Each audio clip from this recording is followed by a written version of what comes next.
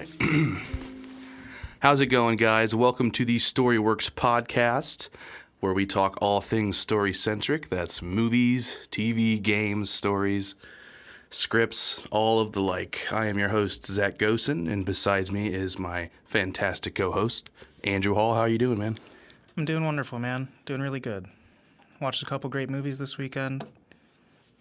Oh my God. We watched some crazy movies this weekend, which is what we're going to be talking about. We've got one of my favorite modern storytellers and directors and writers as the subject of our episode today, Robert Eggers. The great man himself, yes. I know this was your first experience in general watching a Robert Eggers film, two Robert Eggers films. Yes, yeah. I haven't seen The Witch yet. But we watched The Lighthouse and The Northman.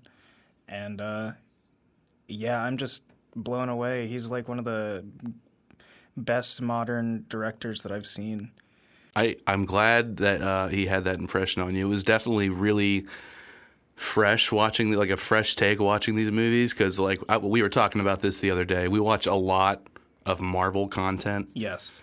We watch a lot of Star Wars content. Yep. Which, we love these stories. We follow these stories for a reason. Oh, most definitely, yeah. But there's something different when it's something that's like so deeply cinematic and how do I say it? Like it's just the storytelling is so much different. The way everything is shot and everything is done is just sometimes, it's just like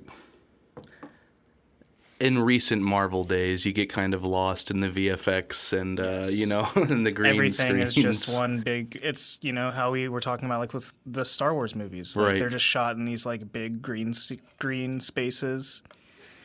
But, like, The Lighthouse, literally shot on a tiny island in Nova Scotia that they built the lighthouse on. It's insane. Did he bought a plot of land to shoot the Northman as well, did he not? Or is that... I'm pretty sure, to build the sets. Yeah. Because there were at least two big set pieces that they built up, maybe three or so, like the villages and stuff. And that's the stuff I absolutely love to see.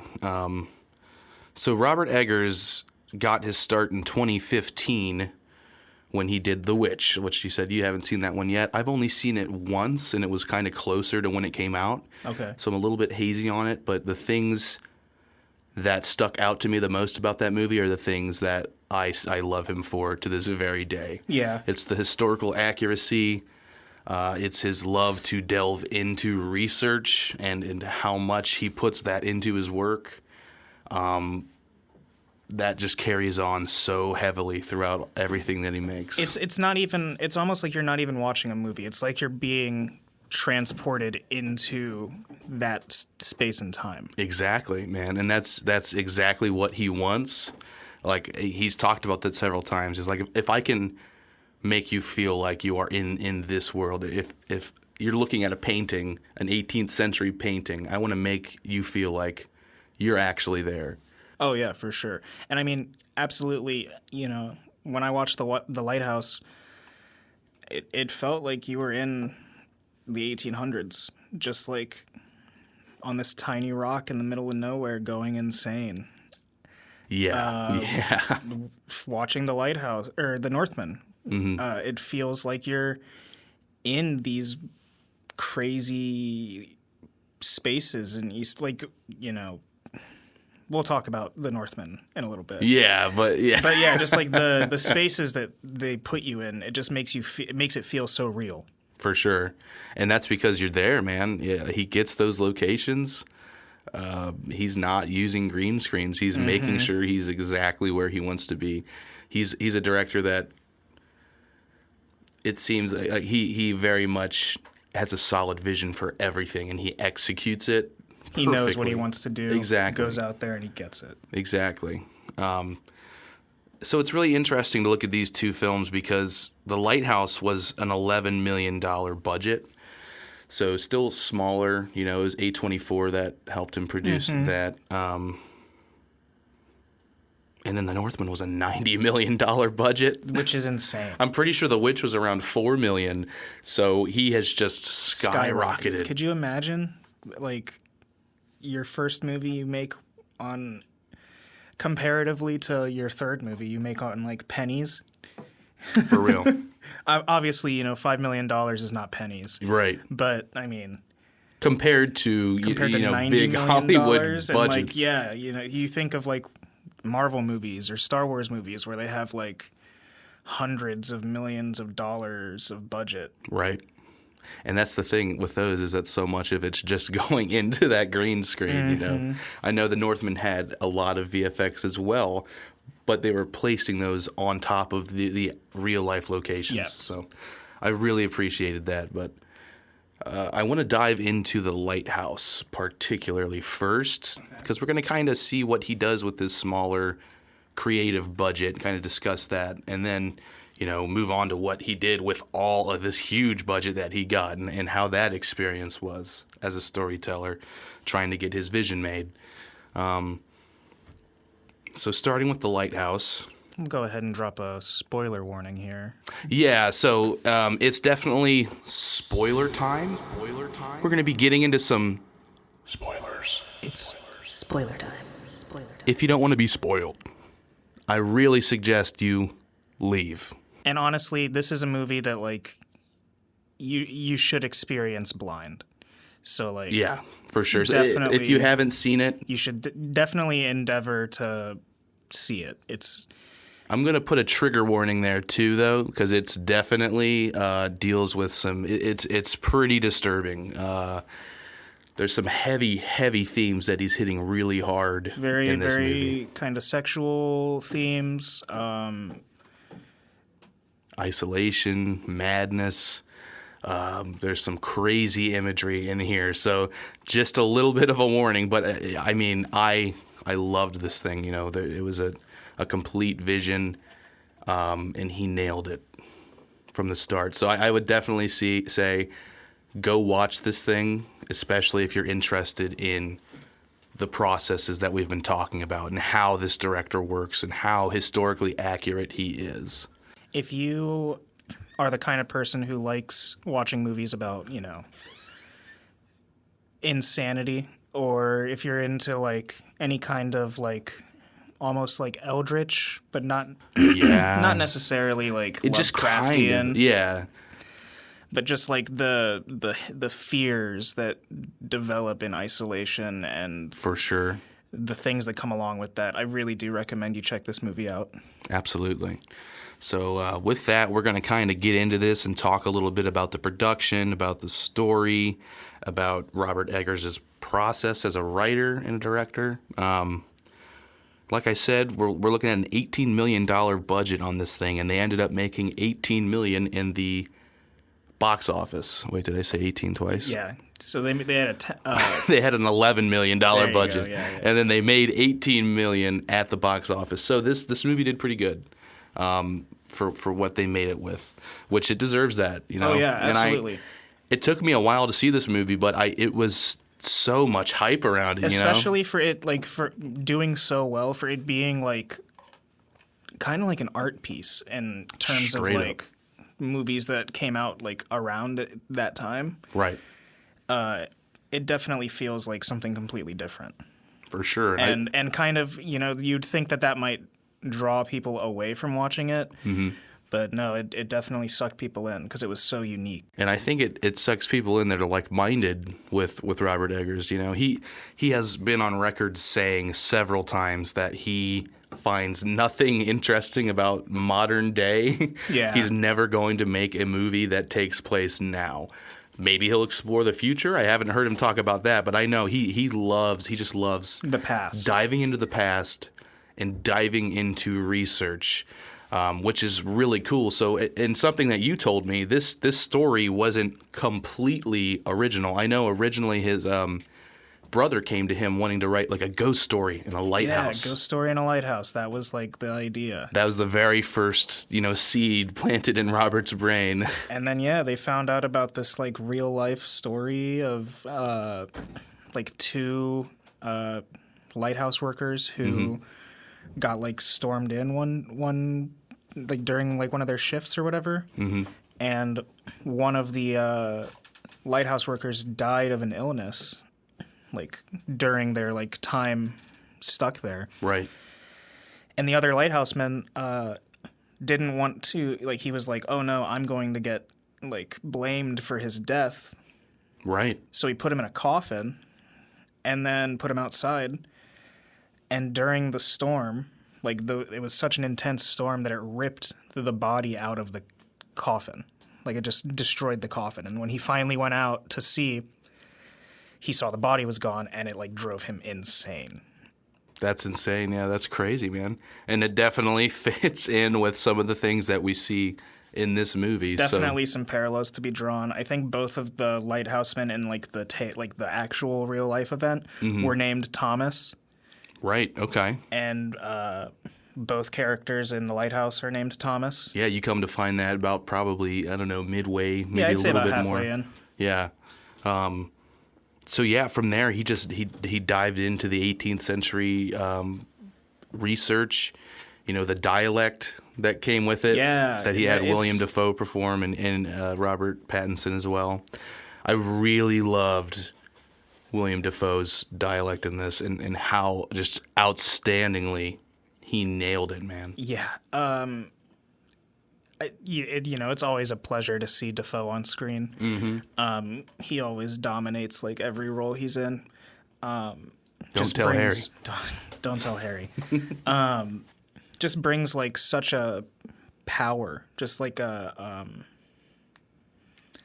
I feel like being on set with Willem Dafoe, like ups, like the energy of everybody around him. Oh, You know what I absolutely. mean? He brings out the best in everyone. And yeah, and he's such a legend, but it's not even in a what do I want to say, intimidating way for other sure. people to be on set, because he's such a nice guy Yeah. and he's so dedicated to this being an art, and just hearing him talk in interviews about these movies he's worked on with Eggers. He's just so kind and thoughtful, and he talks about the process in such an educated manner. He's such like a classically trained actor and everything like that. Exactly. And I think he just really respects like the amount of like research and dedication and effort that Eggers puts into his like movies when he starts planning them out. Exactly. And he contacted Eggers after seeing The Witch. See, Can you imagine being a small-time director and William Dafoe just, hey, let's get some lunch? Oh my God, that's crazy. Like, it would be It's like a dream come true. What would you do? Yes, please. I'll do anything. I'll take lunch. Yes. Yeah. So that was fantastic, and Robert Pattinson absolutely killed his role. Yes, when I say that Willem Dafoe like dominates the roles he's in, Robert Pattinson is still, incredible. The character that he plays is a very conflicted character with a troubled past, and he portrays it like excellently. For sure, and so ominously, because so much of this movie is open to your interpretation. You see it through the lens of Robert Pattinson's character. Right. But and he's the one, he's going mad. Yeah. He, like I said, you're seeing it through his lens, and he's not a trustworthy narrator, like a observer or whatever. So, right. You're not sure what scenes you're seeing that are real and what's a figment of his imagination, what's his madness. The whole thing is a trip, man. It's a fever dream. And I love that. Right? it's amazing. Really cool to see these actors working together, especially with how different their approaches to acting are. Yeah. Like you said, William Dafoe, very classically trained, lots of theater. So he likes his rehearsals. He likes to know exactly what he's doing, and he likes to practice it over and over again. Yeah. Robert Pattinson is I'm going to show up and I want to surprise you. I want to show you something you haven't seen before. I want to become the character in my own way. I want to see Thomas Wake react to me, Winslow, or Thomas Howard, who he turns out to be. I want to see him react to my genuine performance. I want to see his genuine reaction, not something planned. So very interesting dynamic with these two guys, you know. And it plays out very well. So well. The chemistry between them on set just is so good. For sure. And you know, it almost works because their dynamic as characters is that the older character, Thomas Wake, William Dafoe, very, very, you know, I'm in charge, I am the power figure here over Robert Pattinson's character, and him being a younger actor, I don't know. There's just something about that. It adds that to just the adds dynamic. to it. Yes, exactly. very much so. So not only are all of these things great, but getting into some more technical aspects and how they filmed this thing, and going back to how you were saying it really stuck out from the other movies coming out at the time. He made some awesome artistic choices, you know, choosing black and white to really put you back there. Filming it on authentic, old school camera equipment. Yeah, so Jaron Bleshka was the DP for this, and actually he was the director of photography for The Witch and The Northman. So, you know, him and Robert kind of have a connection. Good duo. Right. They chose to shoot this in black and white using 35 millimeter negative orthochromatic film. So we're looking at really, it really brings out like the grimy kind of crusty look. That's what they used to describe it that they were going for. It's like the darker facial tones, and it gets every groove in your face. You can know? see all the pock marks, right, and every pore on the skin, and it was so effective, especially for Thomas Wake and his look in the film. Oh man, just by the end of it, man, he looks so grimy and. Oh my gosh, dude! Yeah, once we really get to the end, dude, wow, it's oh my gosh, this movie's insane. But yeah, just to shoot it, an amazing choice. Yeah, to shoot it on that kind of equipment. And you're what they're doing is they're making their own job harder, and they're here for it, and they love it, and I respect that as a filmmaker myself so much. Just goes to like, you know, more to the point of like Robert Eggers like is all about like trying to be as like period accurate as possible for his pieces. Exactly. He strives for the exact vision he wants, and he gets it, and it doesn't matter how hard it's going to be. So using 35 millimeter film while filming in Nova Scotia in these horrendous conditions with waves crashing up on the lighthouse. All the rain you see in there is practically real. Yeah. All of these waves that are almost crashing to the 70-foot height of this lighthouse that they constructed. It's real. That's stuff that they were dealing with every day. They were there for it. Right. And those shooting conditions can really help to immerse you, especially. Oh, yeah. I mean, these guys are miserable in this. You know what I mean? For sure. They are like, miserable characters. I mean, wouldn't you be? You're on you're on a tiny rock in the middle of Nova Scotia. Exactly, and they use that setting so well for that. So, I mean, another thing with filming on the 35 millimeter, they used all vintage lenses. Okay. So we're talking like 1950s. I think even like a 1930s lens. That's crazy. Was incorporated. And with that, there was so much that they had to take in, like keep into consideration with lighting, right? Because this negative film, these vintage lenses, it's dark as shit. They had to have everything be like blown out bright. Exactly. So like that candle light that's just enough to illuminate William Dafoe and Pattinson is like probably blinding them. You know what I mean? Like it's insane, and they're just taking it. Oh yeah. So with all of these things into consideration, they had to plan that with building this lighthouse up. When they constructed this thing, I didn't even mention the aspect ratio. Oh yeah, they went with a square aspect ratio. Which, I mean, some people look at that and they're just like, he's trying to be artsy, but like, you could tell how effective that was.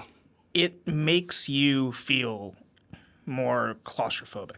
Exactly, and that's exactly how you're supposed to feel. Makes isolated, you feel trapped. Yeah, and it also makes you wonder what's just lying off frame. You know what I mean? What's in those little spaces that I can't see? Makes the mind wander. Once we start to dive into madness a little bit, you start to wonder like what is going on. So I thought that was incredibly effective, and it not only it just adds to the cinematography, and it adds so much to the mood of this thing. Absolutely. When you're watching this movie and you just see them sitting in this dark lighthouse as they're like putting their belongings down. Mm-hmm. It just feels miserable. Right. You're like, this exactly sucks. right. That first dinner that they have with Robert Pattinson's character. It's just such an interesting progression because it's really the same day kind of played over and over again with like different power dynamics. Yes. So at first it's really it starts out kind of normal, but it's just like, wow, we're stuck on this fucking rock here together. You know, whatever. He's got to deal with his old guy's traditions, you know, Thomas Wake's very characters. Much so, yeah. He tries to make him drink at the dinner table, and Pattinson is, no, I don't want to. It's against the rules. Yeah. And I don't want my pay docked. Right. And yeah, it's just, there's definitely like a dynamic that they set up pretty early on of like Thomas Wake, Willem Dafoe's character, having this hold of power over Robert Pattinson's character. That's a very strong during theme. the like at least during like the daytime, and then around the dinner table time, he tries to be his friend. Right. Tries to talk him up. The alcohol comes out. Yep. And it's just a really interesting dynamic to see him do both sides of that coin. Right. Yeah. And there's even more sides of that coin. We're talking more like a D20 almost with how crazy these performances get, man. Once the alcohol starts, this movie... we haven't even... Before the alcohol even, we didn't even talk about the mermaid. Yeah. Honestly, the weirdness starts off pretty quick. Yeah, as soon as he finds his room. It's literally like, there's like that opening shot of them like holding their belongings. Right. They go inside, and as they're like putting their stuff down, Robert Pattinson's character sees like a little hole cut into his bed. Yep. Reaches in and he finds this like scrimshaw of a mermaid. Like a wooden carving almost. Yeah. And it's, bare-breasted. Mm-hmm. And he pockets it. Right. And later on, that mermaid comes back to become a part of the plot. A pretty big part of the plot, yeah. So when I first saw this thing, I'm thinking curse. This is a curse statue, but it's very... psychosexual is the term, because yes, it's more so we start diving into what is isolation doing to this guy, and we start to see more themes of sexuality pretty quickly start making their way into the film. Yes, as these guys so. Are stuck on this rock together. I think it's even like is it the first night when he sleeps that he has the dream of the mermaid? Or is it? I think it might be the first night that he walks into the water and sees her for the first time, and he also sees Winslow, the back of Winslow's head, above the water for the first time. Yeah. And then just under the water, we see the siren, this mermaid, swimming around. And beautiful but terrifying. But straight up, most definitely. Has gills. Yeah. Scales. Right. And then a shriek. Yeah, dude. No, that part it had me shook for sure. We move on to then the alcohol is introduced, and it really just day by day starts getting out of control. The best way I describe this movie is just a complete spiral into madness. Yes, I think that's a good way to describe it. I mean, if you want to get as plain and simple as you can, that's what it is. But then there's all of the subtext too. Mm-hmm. That's what you start kind of looking into. What is this lighthouse? What is the light? Exactly. Because to go back to that power dynamic, the rules for the lighthouse state that like you have to alternate shifts on keeping an eye on the light up in the light room. But Thomas Wake, Willem Dafoe's character, doesn't share privileges. That's my light. You see? I'm the only one who tends the light, ye dog. Oh my God, yeah, dude. The dog dynamic. Heavy themes. Very big foreshadowing Throughout, immediately. yes. But so you're left to wonder what's in this light. Yeah, it's like this kind of mystical, like, I don't even know. It's just a curiosity. What is it? One night as as Winslow, rather, Thomas Howard, Robert Pattinson's character, is like checking some crab traps. Mm-hmm. He finds, on his way back to the lighthouse, he looks up and he sees Willem Dafoe's character in the light room, fully nude, Cheeks out. just up there. William's got cheeks. Defoe's got cheeks. I'll tell He's you. got cheeks. He do be clapping. He do be clapping. Jesus Christ, dude. Winslow, I'm trying to tend the light. But I'm dummy thick. Yes. Oh my God. But so it's like the lighthouse, the light itself almost becomes this object of, Desire. yes, very much so. It's like a sexual desire. There's definitely something going on there with that. And being that this theme with Robert Pattinson, straight up, you're going to see this man jack off at least like 2, maybe 3 times. Yes. In this movie, it's almost becomes a big, like a look into suppressed homosexuality. Yes. And of course, we're not saying that there's nothing wrong with that. Oh, but no, absolutely. Thematically, But in this just- period, And yeah, I mean, in this time, when you look at sailors, men who are stuck at sea and they're only around men most of their lives, I mean, this can really turn into something that festers within you. So Yes, these very are much things so. that have been looked at with Robert Pattinson's character, because when we start to experience these things, he's sexually inclined about this mermaid, but that's not wholly a woman, yeah, it's And he's almost more infatuated with the fish parts, Yeah. with the mermaid's tail, with the gills. Yeah. It's like his love at sea is almost, from a couple things that I've heard, is combining with his suppression. His just pent up sexual desires. Exactly. And a lot of that kind of ties into when you find out that he murdered the Winslow character. Yes, you find out that and kind of fled. Ephraim Winslow is not his name. Exactly. He's actually Thomas Howard. That's when we figure out that he is, yeah. And he... does he kill Ephraim Winslow, or does he just simply not aid him? I believe... I think he frames it as he doesn't aid him. Right. Like he just He sits doesn't. there He and just watch watches him die. But I I think think they showed a spear or something though, or I think yeah. I mean, I don't know. I don't think they say exactly what right. happened to him. Just that he died. It could be open to some interpretation that they might have been lovers though, and Yes. suppressing himself further.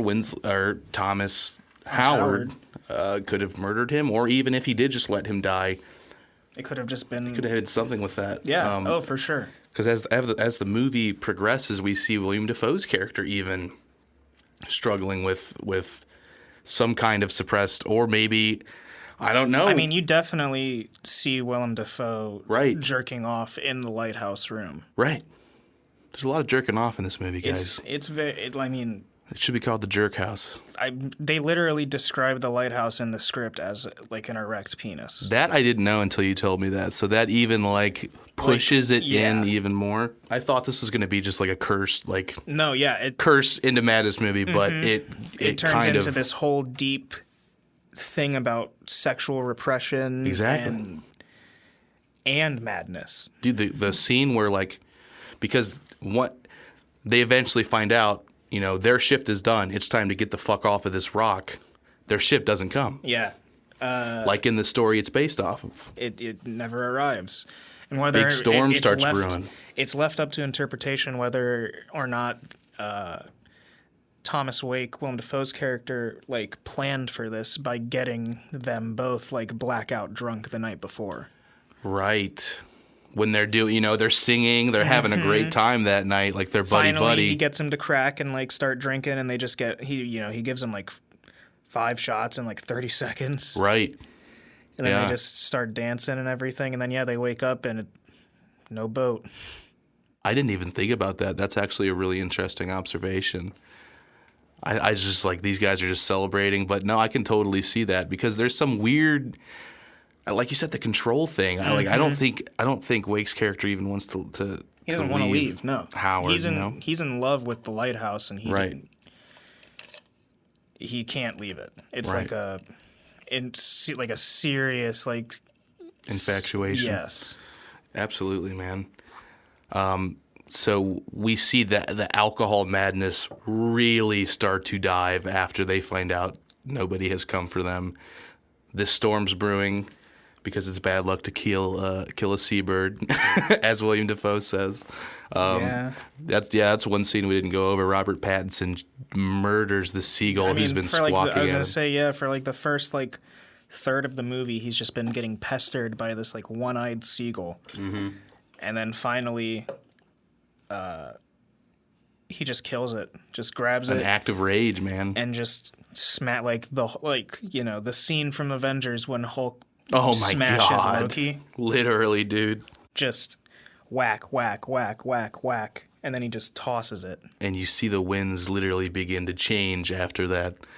So that's another thing to keep in consideration with kind of like the curse, almost like Wake's character is very superstitious in those ways, I think, because he tells him like the souls of sailors past live in goals. Yeah. So another interesting thing about the research, I'm sure Eggers planted that in there. I mean, he calls down Triton to smite him.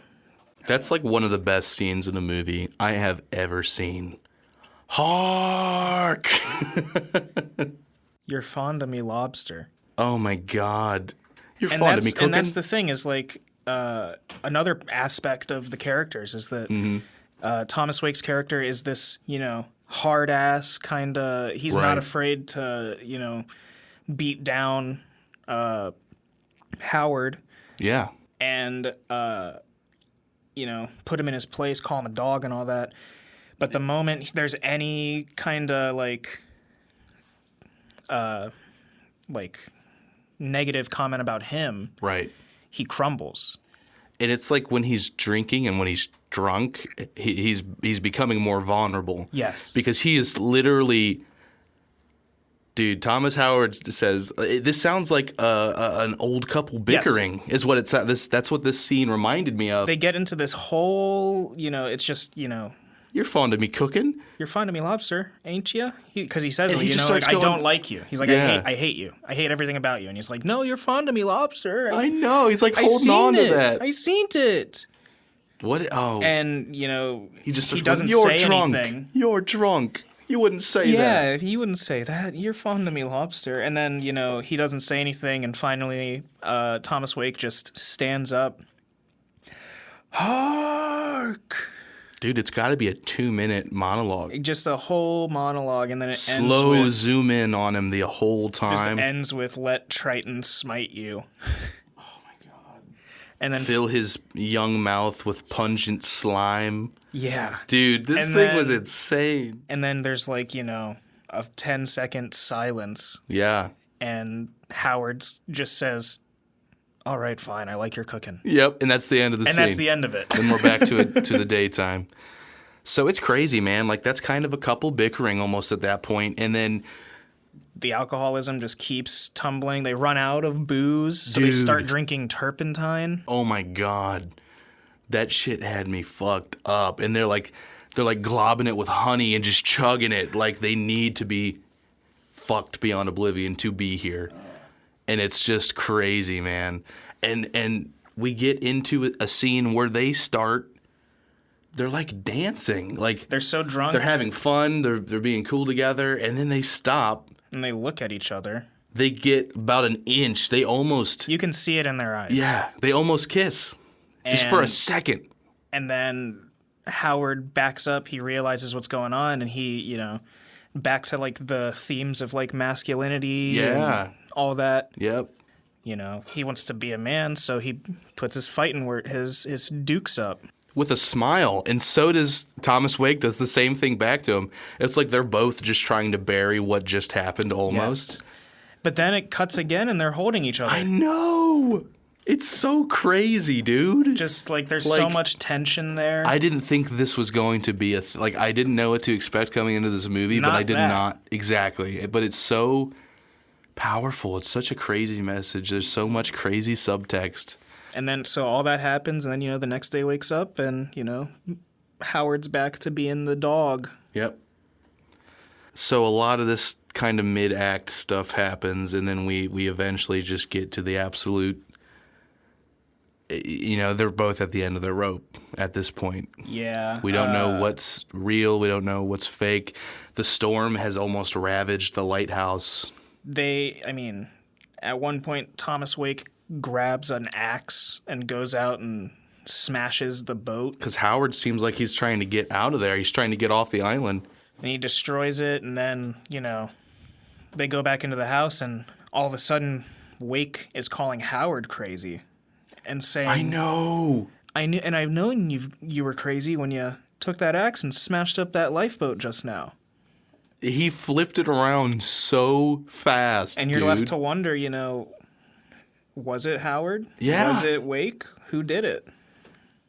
And you can ask Robert Eggers himself, and he'll say, "Figure it out." Yeah. Like, he doesn't give anything about this movie. He's like, "It's up to you." I love it. Which is awesome. It's like, he doesn't really owe anybody answers. Oh, no. Absolutely It's not. his art piece. You know what I'm saying?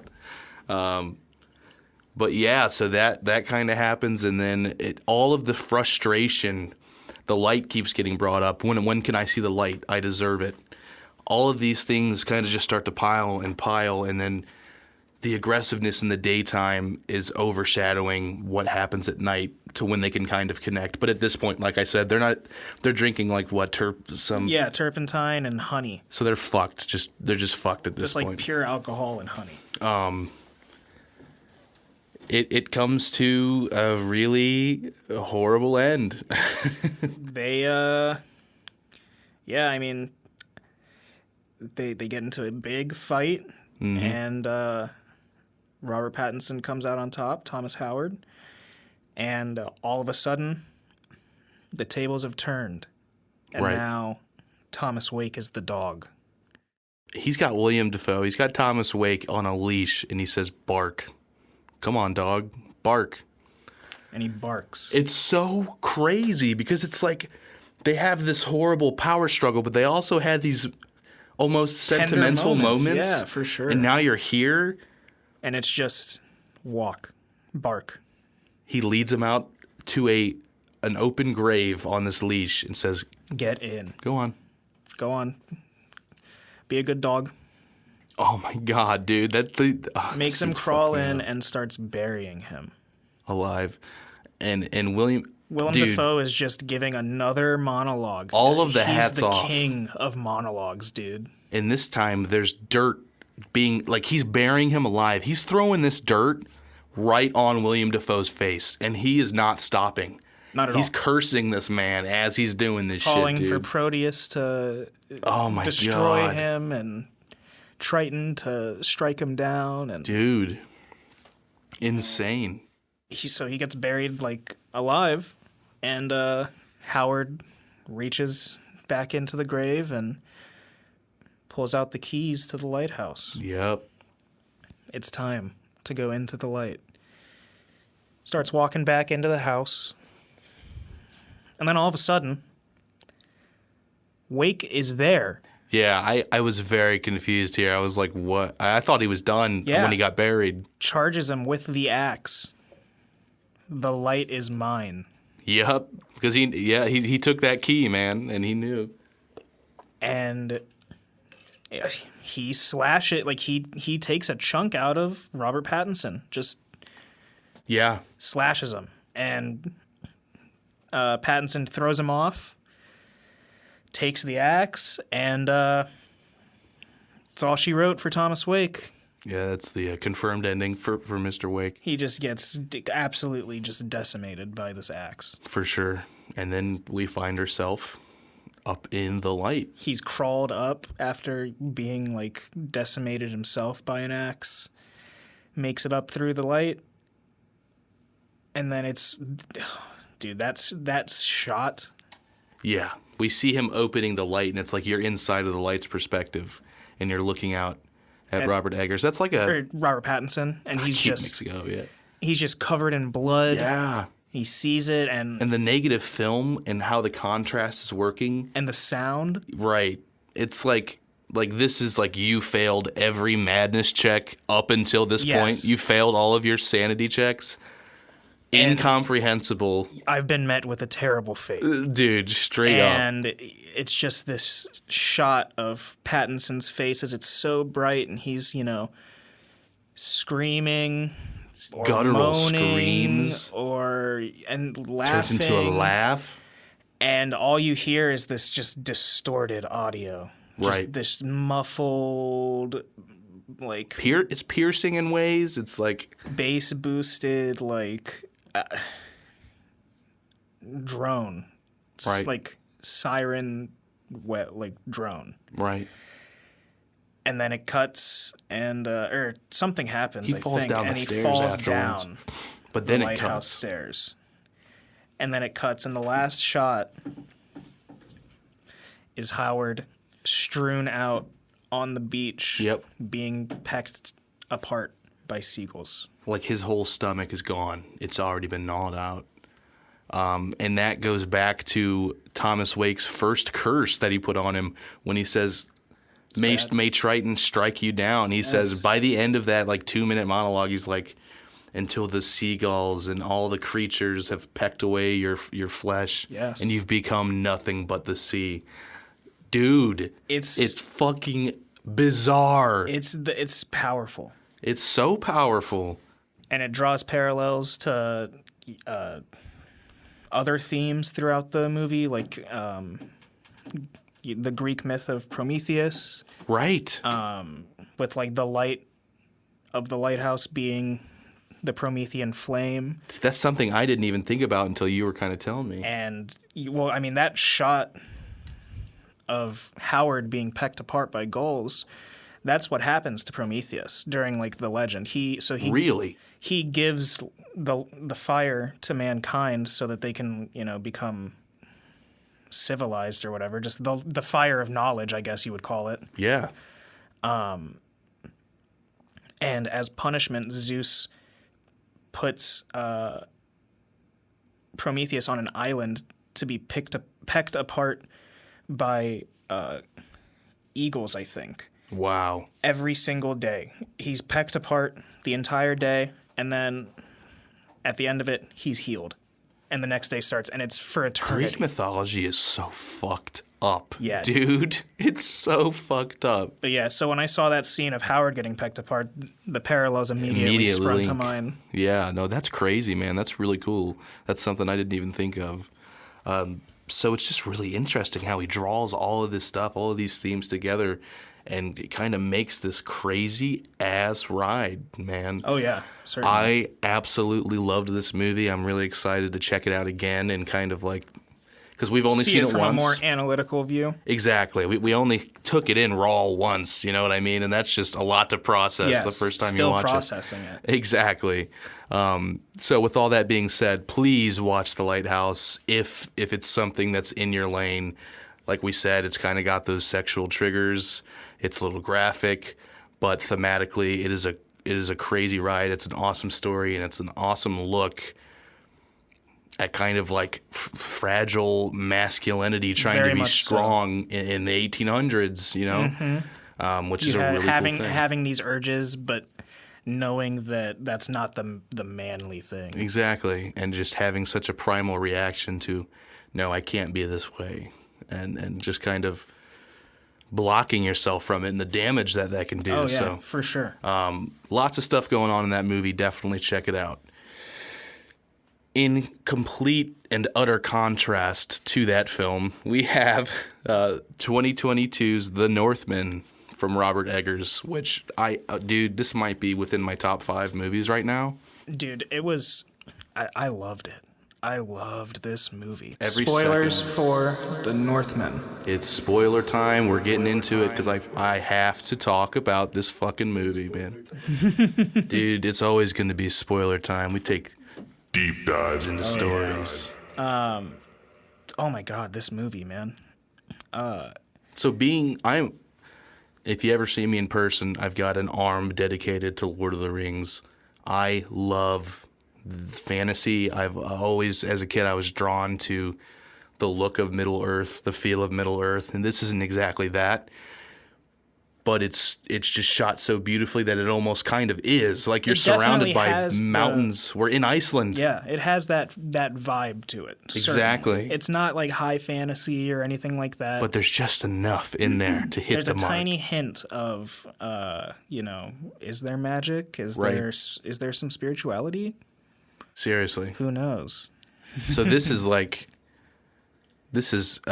Eggers' first swing on a huge budget, $90 million. Yeah, and I'm going to say he killed it, and he utilized it well. It really sucks that this movie only made about $24 million at the box office. Which is unfortunate. I am so sad. Even myself, I was so busy I didn't even get to see this. I would have loved to experience this in the theaters. To see it in theaters? Oh my God. It just really sucks it didn't perform that well. Hopefully they make some more money, on the back end. Because it deserves it, man. Everybody that worked on this thing absolutely killed it. Like the dynamic, or like what the numbers are for like streaming. That's it. Yeah, it's streaming on Peacock now. So yeah, if you have Peacock, check definitely watch The Northman for sure. And I know you can there's only like rent 12 people who have Peacock, right? Like for real. But if you can at least find one of them, please let me use your Peacock. Just watch this movie. It's so good. Based on a Nordic tale, the Legend of Amleth. Yep. Which is itself the origin of Hamlet. Hamlet is Shakespeare's interpretation of the Legend of Amleth.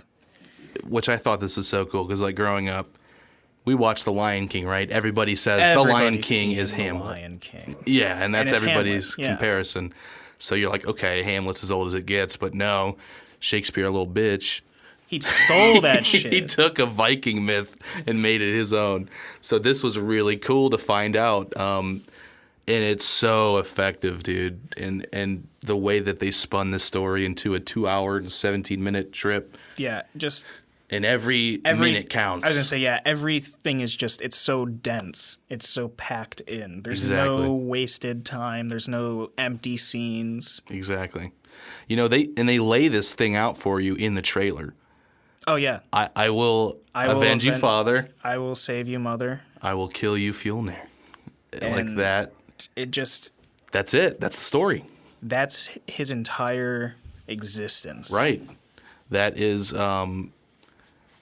like when talking about this, Robert Eggers has said, if I was going to make something big, I needed something that I know everyone can relate to, and that is a good revenge story. In fact, it's the most original revenge story out there. Absolutely.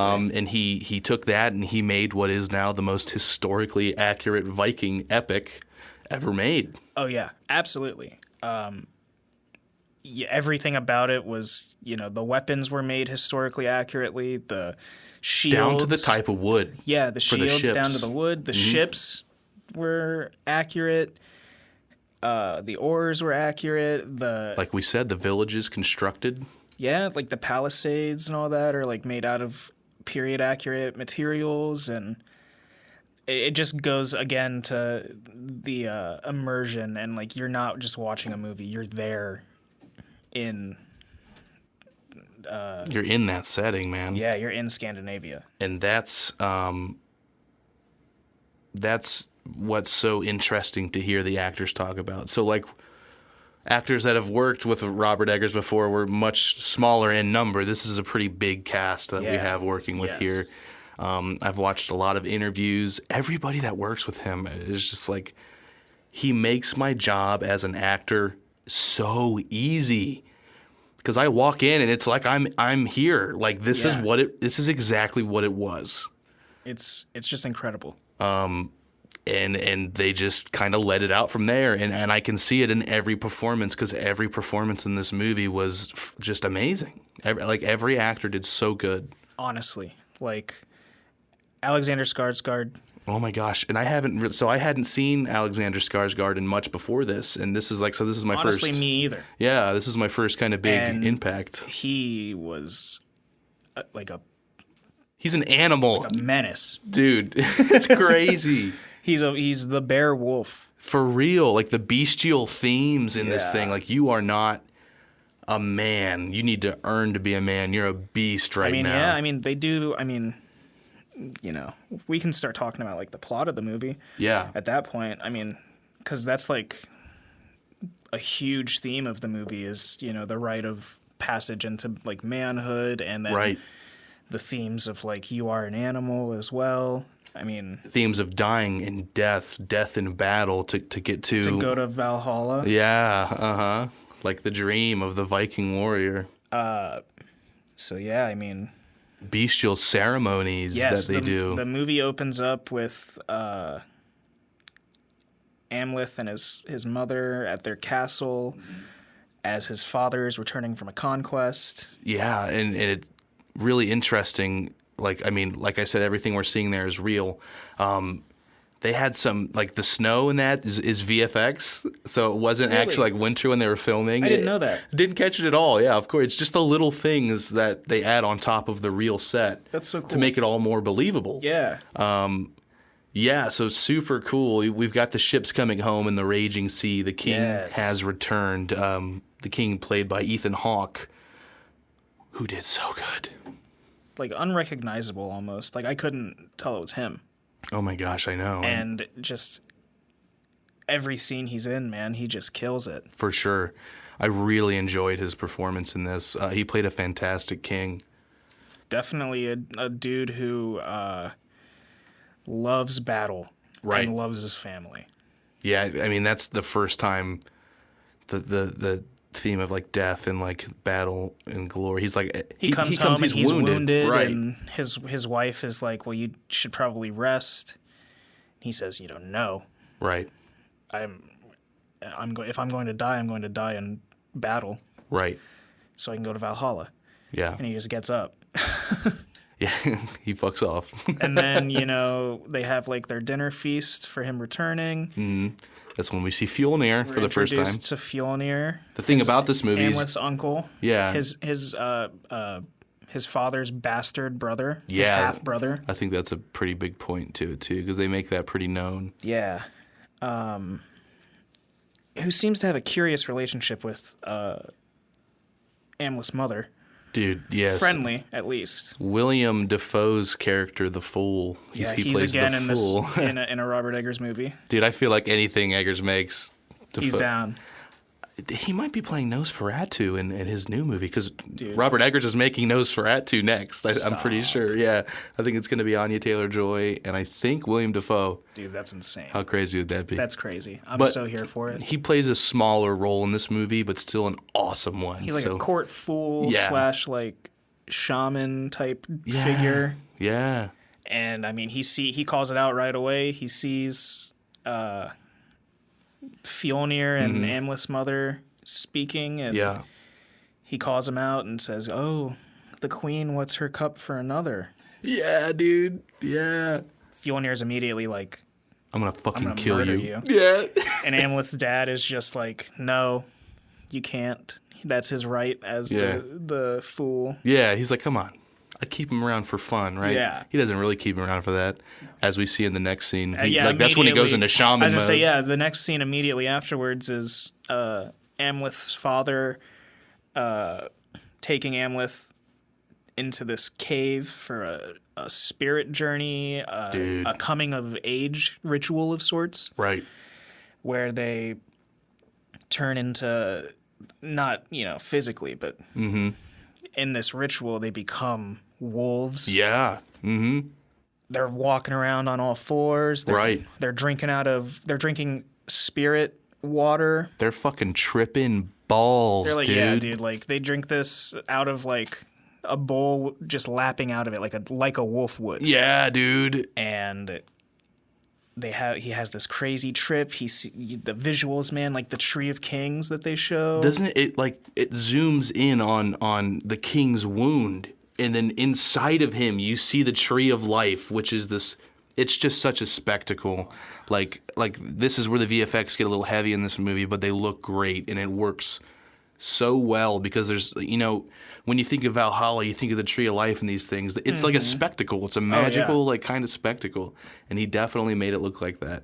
Gave me super big Air Tree vibes from Elden Ring. Yeah, for sure. Yeah. And then that's when he, you know, they tell him, you know, this is the last tear you will shed as a boy or whatever. That was really cool. Yep. He makes the pledge to avenge his father if anything ever happens to him, and like, you know, save his family. Right. And then, literally the next morning, they're just outside in the snow. Amleth is, you know, spinning around, licking snow drop or snowflakes as they fall. Literally just being a child, you know. Phoom. Arrow whizzes past him into his dad. Then two more follow. He's just like, run. Amleth gets out of there. Amleth gets out. His dad drops to his knees. Some dudes come out, and one of the dudes is Fjolnir. Right. Staging a coup. Fucked up. Like, we knew this was going to happen. Yeah, I mean, it's the this classic. Scene was really powerful, though. Oh, yeah. Dude, he gets speared 3 times. They got 3 he's on his knees. They got 3 spears in him. And he's still kicking, and he's still... Shit had me fucked up. He's still, like, defiant against I know. Fjolnir. He's like... If you're going to do it, just fucking do it. Yeah, and he said, your rule will not be long. Yeah. He tells him straight up, dude. And Fjolnir cuts his head off after, like, 4 swings. Oh, my God, I know.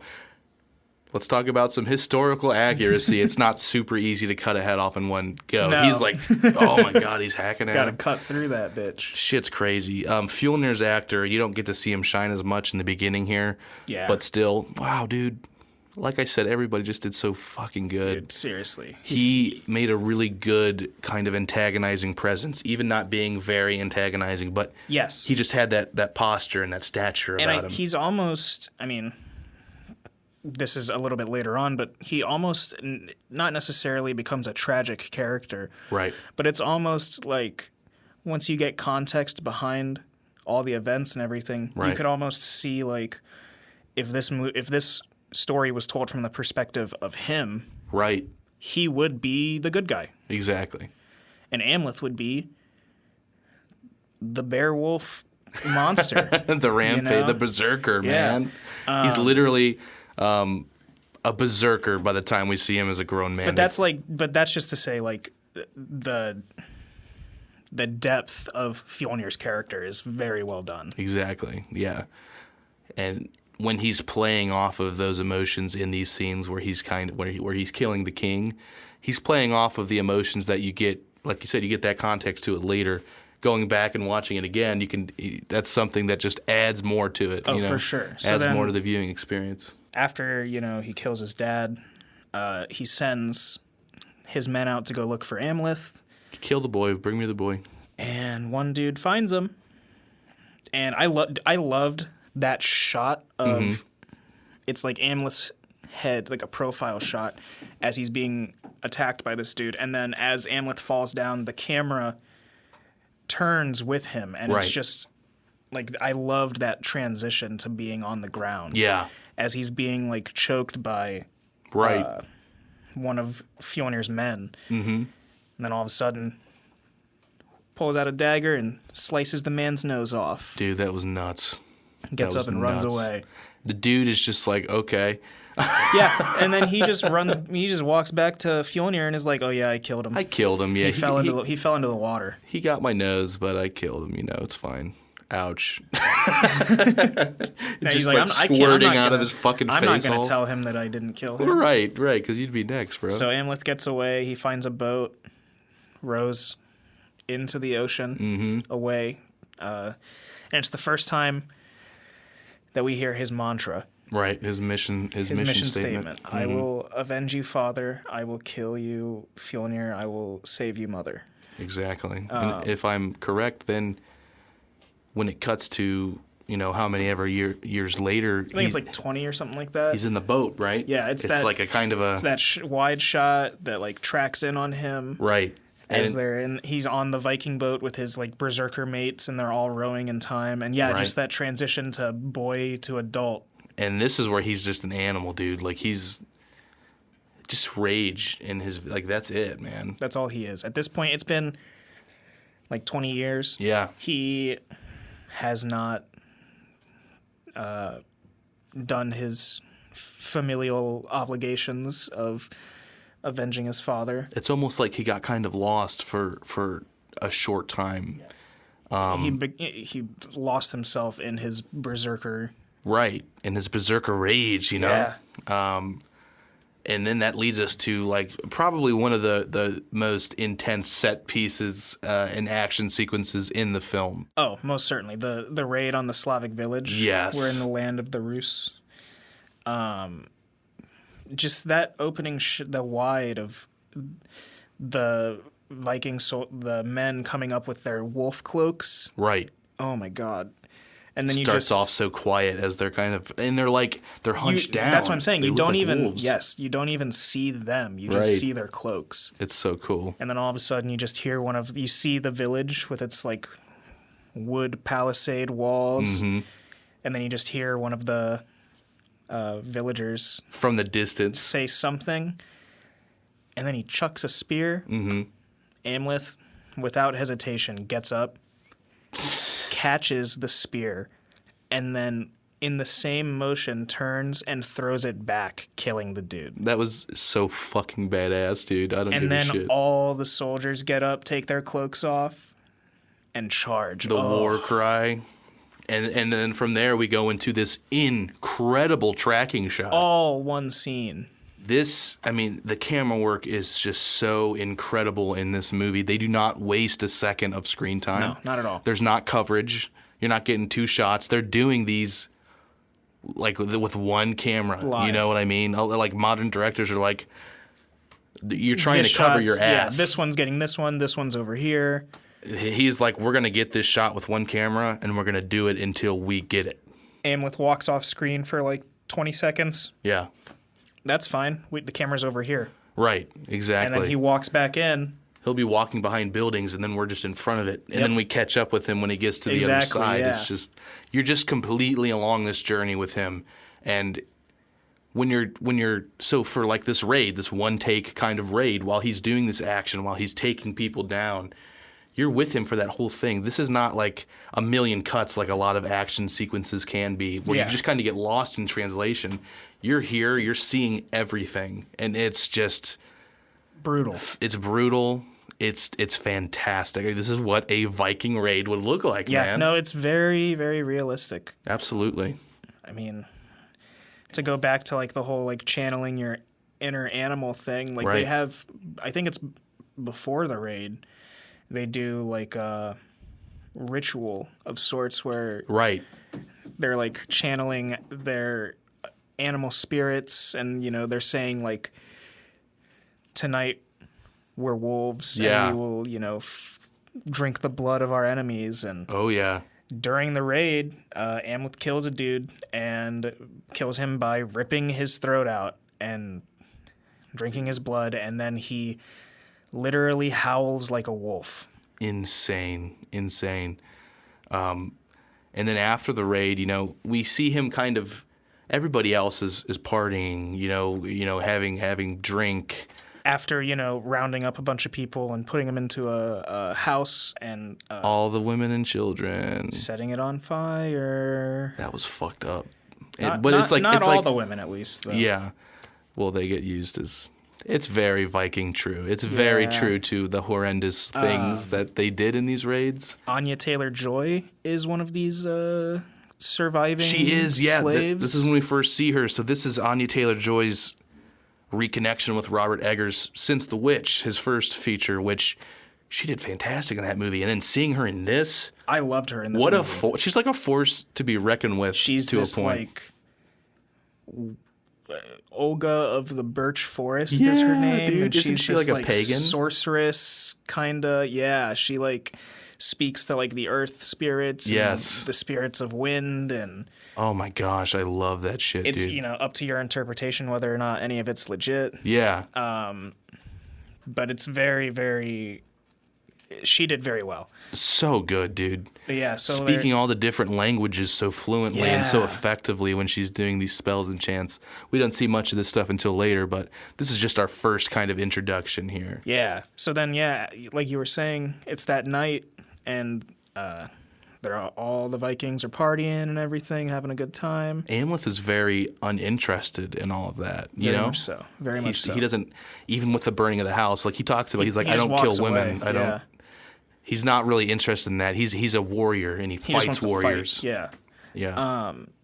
And while he's not interested in the celebrations, and he walks in. Does he walk into the burnt building? Yeah, he like kind of starts wandering off in the village, and then we get to some of the more like we return to more mystical kind of witch. He finds this shaman witch lady, Bjork. It's Bjork, yeah, She's which back. is really cool. Eggers brought her back after Yeah. she said, "I'm never doing another movie again." And she did awesome, dude. This character was so cool. This like blind seer yeah, gives him brings him back and is like, "You made a vow." right.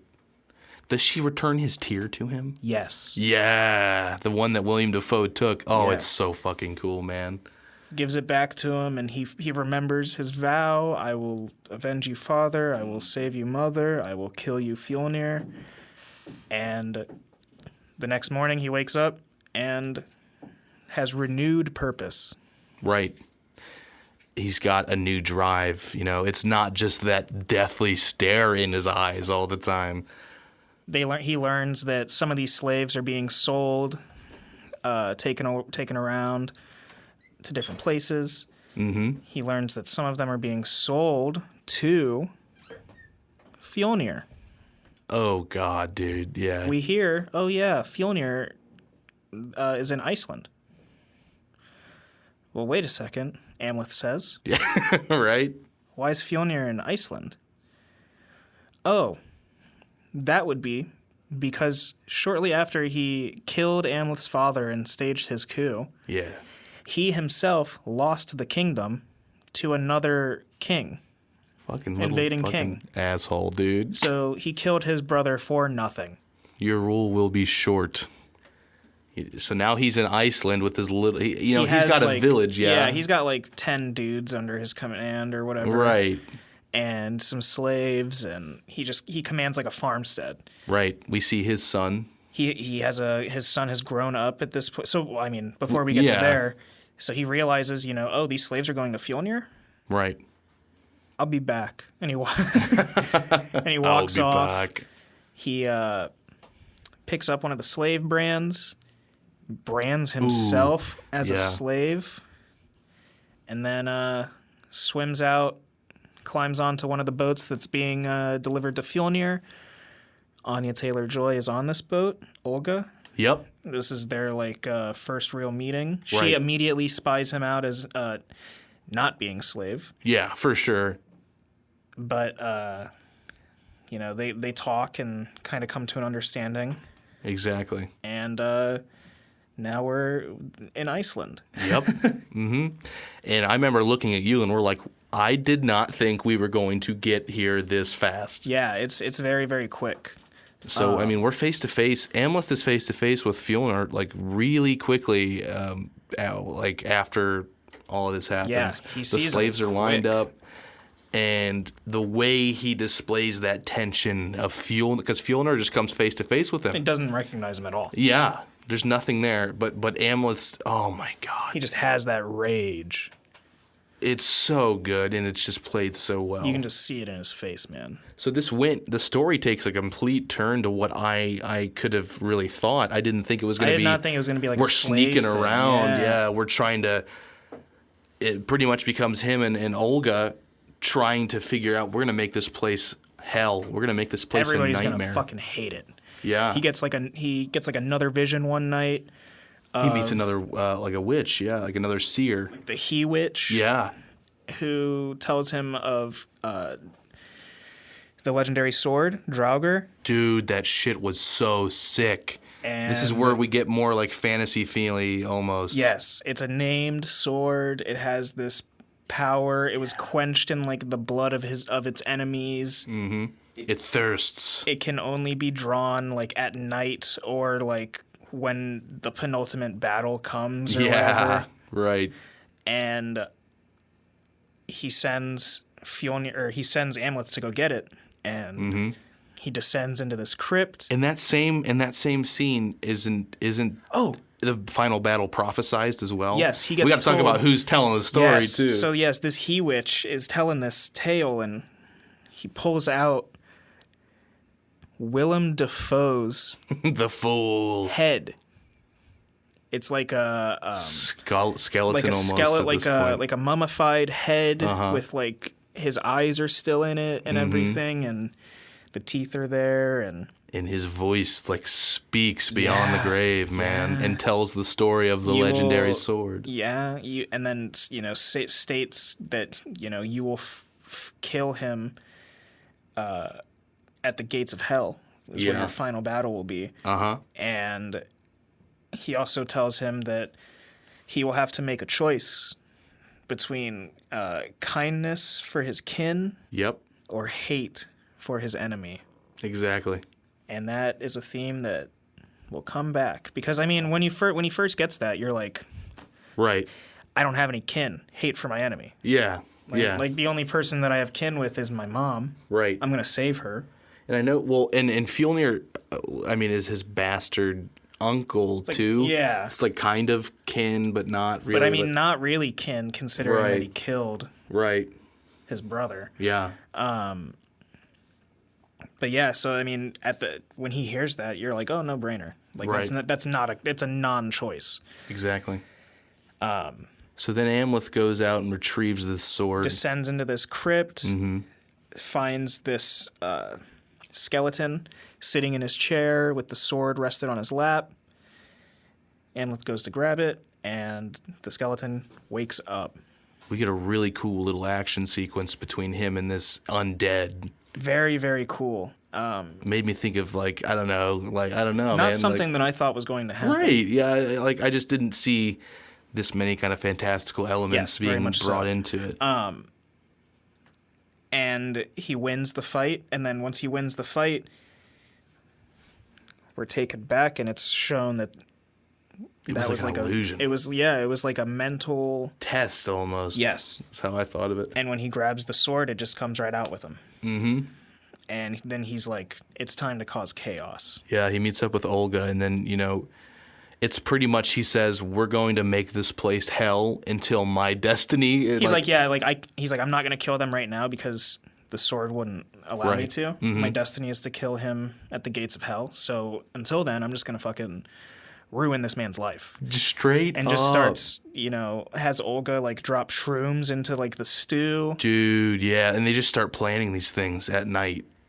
He crawls out of his slave quarters and fucking stabs people and kills, and he leaves messages, man. Yeah. He leaves markings. And then, one day Fjolnir takes some slaves with him and goes out to this parlay with another clan or something, and they play this ball game. Right. Yep. And the Mountain. That's the actor that plays the Mountain in Game of Thrones is one of the characters. This absolutely just stacked man. Dude, yeah, because I was like, I just saw the size of this dude, and I was like, that has to be him, right? Mm-hmm. That has to be him. And we finally got more of a close up. We're like, yep. And he was dope. Oh yeah, for sure. Cool ass shit, man. Something happens during the game, and the Fjolnir's team is losing, and Fjolnir's youngest son now that he has with the queen, Amleth's mother.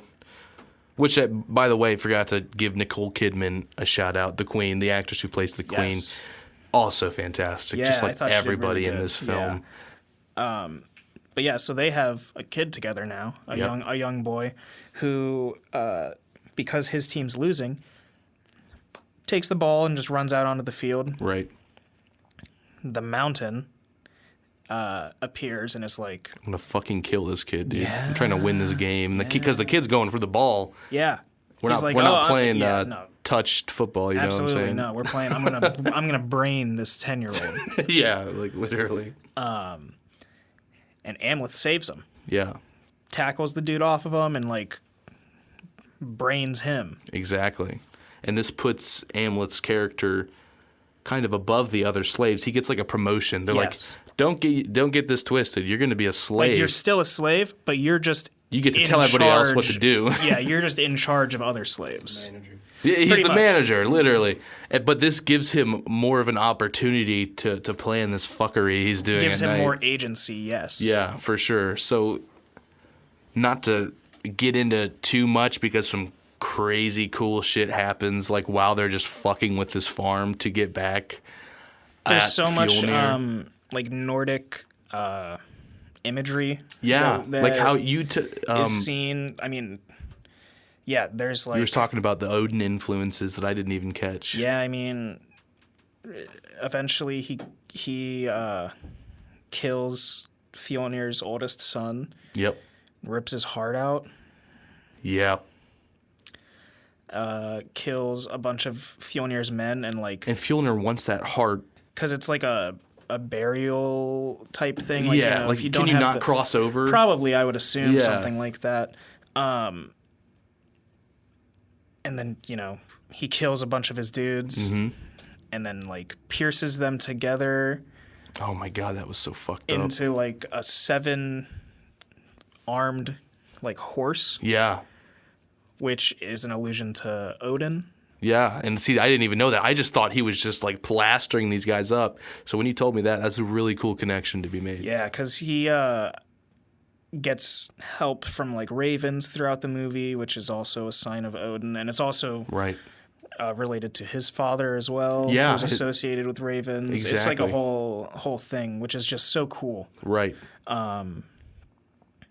But yeah, so they're just causing chaos on this farmstead. And eventually there's this romance that's developing between Amleth and Olga, which is so good. That was part of his like promotion thing, was that he got to pick a slave to Yeah. sleep with for the night, Yeah. and he chooses Olga, and Right. and they sleep together, and afterwards she's like in love with the dude. Yeah. And it's really cool to see this connection because Amleth plays it off really well as a guy. He's just like, I've not experienced this before. I mean, he literally says at one point, like, all I am is hate. Yeah. I wish that I could leave it behind or something I know, like that. which is really cool to see see him struggle with that because he's developing his feelings throughout this thing. Yes. You know what I mean? And this is when that earlier prompt of you're going to have to choose kindness for your kin or hate for your enemy, it starts to become a more gray question. Exactly. Exactly. Yeah, dude, it's so good, man. And I love their dynamic of like them two against the world. And they didn't, because they didn't have a lot of time within the movie to make you like buy into this romance, but the time that they did have to spend on it really nailed it in for me. Like, Yes. they had such a great chemistry on screen and between their characters. It was just really sweet She to was, see. she immediately like says like, because they're talking before they have sex. Yeah. They speak and she's like, "Are you planning on escaping?" And he's like, "Yeah, I'm gonna kill Fjolnir, and then I'm gonna escape." And she's like, I'm Olga of the Birch Forest, and I too intend to escape this place. Yeah. And it just becomes like So now we've got the Viking brute and like the Enchantress almost as a duo. I think the line she says is like, your strength breaks men's bodies, my cunning will break their minds. Yeah, dude. Yes. And we see that. We definitely see that very as much it goes so. on. So it all comes down to the destiny, the prophesized I mean, well, vision. yeah, After Amleth strips pretty much everything that Fjolnir has. We even he find gets, out. I mean, what is it? I'm trying to think of like the timeline of events because he gives himself up. Right, because Olga gets discovered, and so he gives himself up. And he's like, I'll give you the heart Right. for her. That's his bargaining point. He has his son's heart. Yeah. And then he gets captured and beaten and tortured or whatever. Right. And was it before this that he talked to his mother too? I think this is before he talks to his mother. Okay, gotcha. I think so. Okay. Yeah, no, because he's kind of hung up. He's strung up. Because he escapes and then Right. he comes out and then he talks to his mom. Yeah. Right? I think you're So right. yeah, so he's there, hung up, and some ravens fly in. Yep. And they peck at his ropes. Mm-hmm. And they free him. But he's still, too weak to escape. Right. And we get this vision of a Valkyrie. Yeah, no, that does happen at that point, which was really cool. I love the design of the Valkyrie. And it's made to appear as if this Valkyrie is saving him, Right. spiriting him away. And when he wakes up, he realizes that it was no Valkyrie, it was Olga. Right. She saved him. And then you get that shot of the Valkyrie like riding through the air Yeah. as it's like Up to Valhalla. as man. it's like screaming. No, I love that. Beautiful and terrifying. Exactly. So yeah, I can't really remember if it's before or after, but But then eventually Yeah. he goes and talks to he finds his mom. yeah, he meets up with her and he finally gets the chance to get her alone, and that's when we kind of find out the beginning of the story might not be as cut and dry as we thought it was. There's complications between how the king acted towards Fjolnir, how the king acted towards the queen. And we find out that it wasn't really like a secret or anything that the king was very much a Viking. Right. Very much, a warring man, and it's revealed that she wasn't like how do I put it? She didn't consent to the marriage. Exactly. She was basically kidnapped and forced to become his bride. Right. And She was a slave or something. yeah. Yeah. And she pulls her Yep. Mm-hmm. her shirt open and shows him her brand mark. Yep. Mentions that like she never wanted to have Amleth. Yeah, that kind of hurt.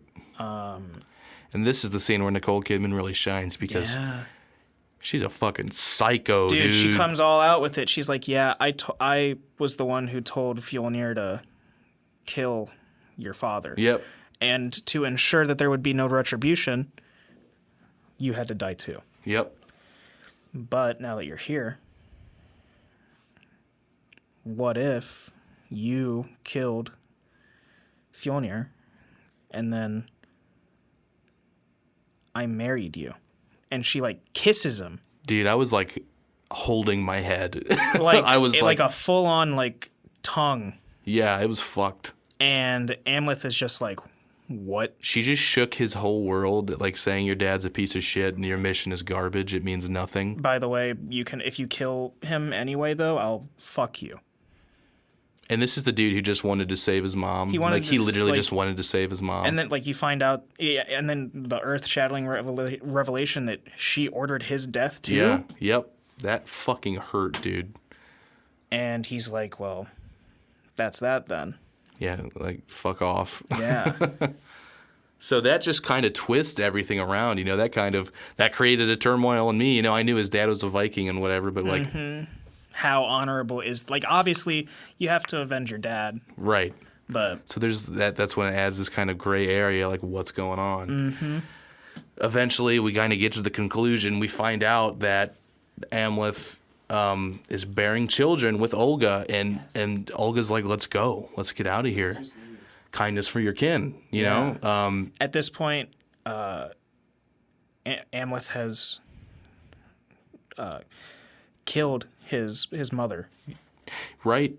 She attacks him after he like refuses her request, and he cuts her down, and then as like immediately right after he cuts her, after she stabs him, the 10-year-old boy leaps up on Amleth out of nowhere and just Dude, he's stabs gotta him. stab him like 6 fucking times, Yeah, man. dude, stabs him like 6 times, and then Amleth just throws the kid off and cuts him down. Yep. Very, very visceral, very, very brutal. Right. And then, like, right after that,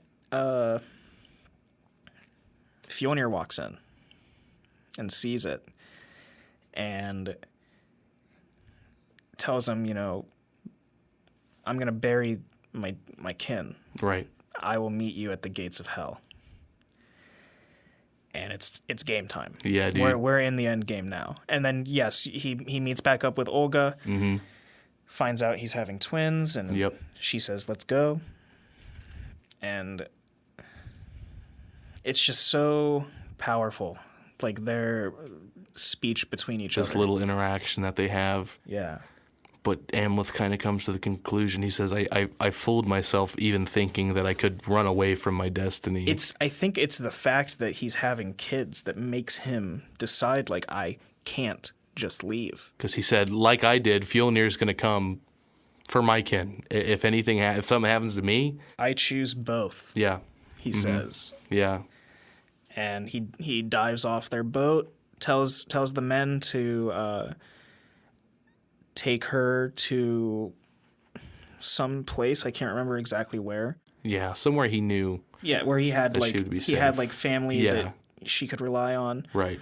And he goes to meet Fjolnir at the gates of hell, which is an active volcano. Dude, shit was badass. Such a cool ending fight scene. Come on, dude. They're both like fucking naked, Yeah, dude. It's like it's the most Primal Warrior shit I've ever seen. covered in ash and soot and Oh my god. blood. Yep. And oh my god, this fight is just, Powerful, dude. It's crazy. yeah, just watching them clash blades and get hits on each other. It's so, I said it earlier, but visceral is For real. is a good word to describe it. And the setting was perfect. It's cloudy in there. It's just so dark. The but then there's cinematography, We're literally on Mustafar, dude. dude, no, it feels like it, legit. Straight up. And then we get that final shot of they come at each other one last time. Yep. Amleth cuts Fjolnir's head off in one fucking swing. Beautiful. But Fjolnir has pierced Amleth's heart Yep. with his sword. And so Fjolnir's head's off his body. Amleth drops to the ground. And he gets like one last vision of the Tree of Kings. Yeah. And he sees his children. And he sees Olga. I take that as a win for him, Oh, even though absolutely. he didn't win I think he did win. in that way for sure. I mean, he got his family. Fjolnir has no kid left, dude. He closed the cycle. Straight There's up. nobody left to avenge. This shit's crazy, man. And so he dies and he's welcomed into Valhalla. Yep. We Dying get to see in battle. And the Valkyrie appears. Oh, dude. And then we get that shot of them riding up like into the Yeah. moon / Valhalla / Tree of Kings. Yeah. Yeah. What a fucking movie, man. So I mean, insane. he says that it's a story that can appeal to everyone, and that's true, but there's also so much more to it than that. Yes. It's There's so much that more goes than into just it. a revenge tale. Right, and it's not like big Viking crazy battles the whole time. It's a lot of sneaking around the city, or this little village, and making things happen, and turning the tides against these guys. It's just really cool, It had a lot of surprises that I didn't expect. Oh, yeah. And it also delivered on every level that I needed it to. I've heard people say this movie's boring, and it makes my head explode. I don't understand that at all, honestly. Like, every shot in this thing has a purpose and an intent. It's shot so beautifully, even when there's nothing happening. Yeah, I just I'm like glued to that screen. I was blown away. Right. all the performances are so. You got a shotgun of good. dopamine in the face after this movie, dude. I mean, like, not like immediately after, like, while the credits are rolling, you're sitting there just like Taking it in. But like, yeah, no, watching that Thinking movie about is the so huge, good. wide landscape shots of Iceland. There's always snowy mountains. There's big, lush green fields filling the background. It's just so good. everything about it, man. I absolutely loved this movie. Like I said, it's almost got to be in my top 5. Yeah, I mean, it's definitely my movie of the year right now. Yeah. Oh, for sure, dude. Most definitely. If you think The Lighthouse is a little too abstract, a little too obscure for you, I'm going to go ahead and say watch The Northman. 100% watch The Northman. Other than that, I think that's what we got for this episode. Hell yeah. Thanks so much for coming on and talking as always, man. I appreciate it. I'm happy to be here. Awesome conversation about Robert Eggers. We need to get Andrew to watch The Witch now. Go back to his first movie. Oh my God. And see how he uses a $4 million budget. Dude, it's going to be insane. But I'm down. Absolutely. So thank you, Andrew. Thank you to you. Davis Woodring with 626 Sound for making all of this possible, as always. Man. Absolutely, my main dude.